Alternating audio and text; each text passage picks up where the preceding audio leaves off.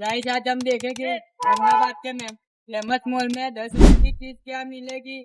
आगे के लिए सब्सक्राइब कर लो। ये तो गाइस हमें 5-10 रुपए का यहाँ पे कुछ नहीं मिला। अभी घूम रहे हैं।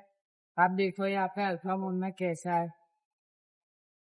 अभी गाइस अभी आगे जाएगा फिर मालूम चलेगा यहाँ पे क्या है क्या नहीं है। चलो मैं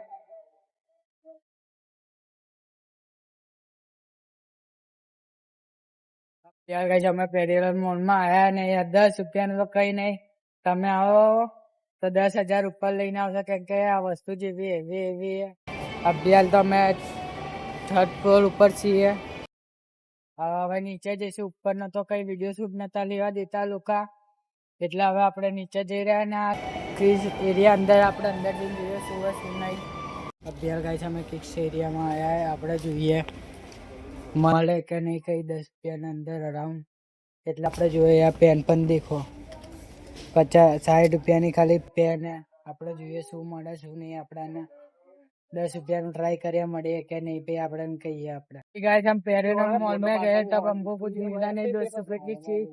अब दूसरी बार हम एप्पल स्टोर में जाएंगे। इस वीडियो पे 10 के कमेंट आ गए तो दूसरी बार हम जाएंगे एप्पल